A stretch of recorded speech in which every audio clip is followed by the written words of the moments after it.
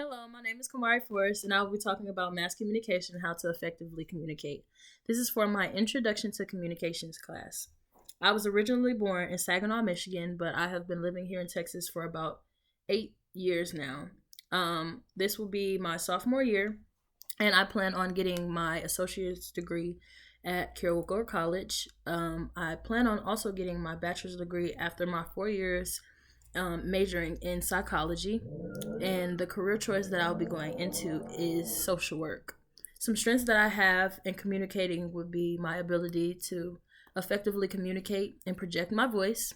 I would say some disadvantages that I have in my speech would be when I have a strong opinion, I tend to get very passionate about what I talk about, and sometimes it causes me to speak with more emotion than logic.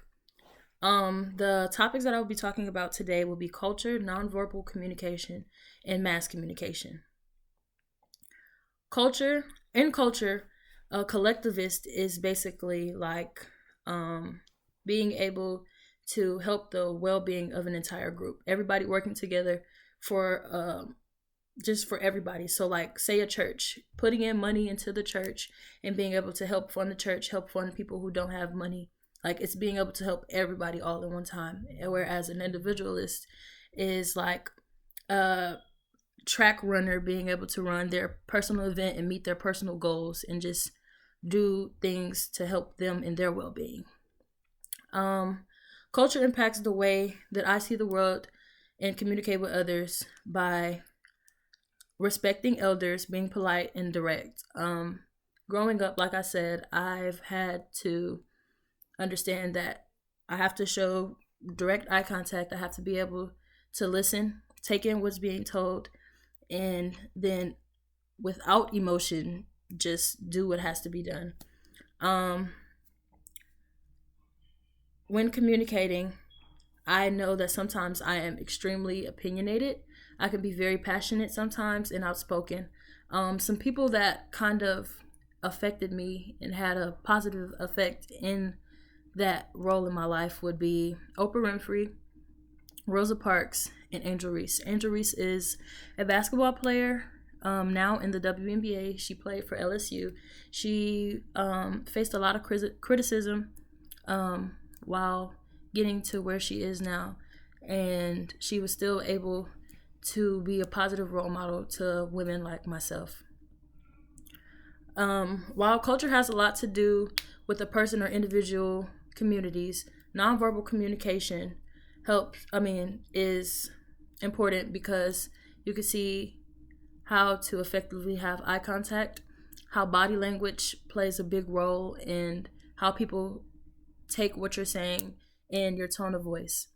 Sometimes when speaking to people, your tone can be perceived as aggressive or, like mild.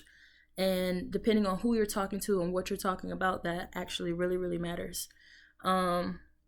This differs when communicating with people from different cultures because the norms around eye contact can vary widely depending on the specific culture. And in some communities, direct eye contact can be seen as really disrespectful. When I was growing up, my father played overseas basketball and we lived in Japan. And at first, I didn't know that it wasn't okay to look adults or men in the eye. So when we first got there, we did have a few problems, and they were like, hey, that's a sign of disrespect. So just knowing that you are not able to do that and being able to respect other people's norms could help you in life and could also help me in my career because I want to be a psychologist, not a psychologist, a social worker. Making strong connections between my upbringing and things like that. Like I said, eye contact is extremely important depending on who you're talking to. Having cultural sensitivity, just knowing a little bit about the people that you're talking to and where they come from helps when you have to have a conversation with them. Like, not everybody responds to things a certain type of way. Body language is definitely important in my career field because if I feel some type of way about something that's happening with, I'll say like a family or something, I can't visibly show it on my face. I can't show that I'm frustrated or angry because I could provoke the other person, and in all actuality, I'm trying to help. Another thing that I would have to fix is being able to moderate my tone. That's just as important as body language, because just because someone else is yelling at me, I won't be able to yell at them, because that's one, unprofessional, and I wouldn't be getting anything done.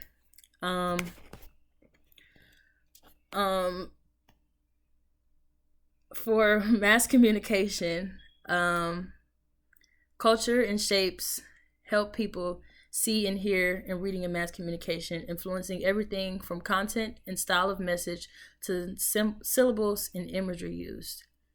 Some advantages and disadvantages of mass communication would be the persuasiveness of what's being presented and what's being broadcasted, and then the audience that is being targeted. Some disadvantages of mass communication would be how vast the topic could be. Sometimes it causes false information to be put out because it's reaching so many people, and because so many things and people are touching at the subject, people are able to put their own twist on things and stuff like that.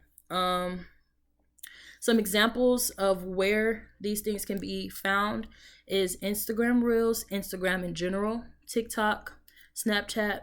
These are big networks that allow people to have their own opinions on things, which can be informal or false information. In conclusion, I really talked about how culture affects individual people in their lives, how communication can be broadened to reach larger audiences, and how mass communication can not only have good effects but negative effects on people. A little background about myself. As I've said, I want to be a psychologist. And being a psychologist, I have to be able to speak to people in ways to really help them and to get across to the people as well. I know I will have to deal with a bunch of different people, a bunch of different cultures, a bunch of different races, and just having a little background and being able to empathize for them is also a key part of my occupation. And understanding how to communicate in a respectful manner to be able to help will be my last, I guess, final key point in being able to be a psychologist. A social worker.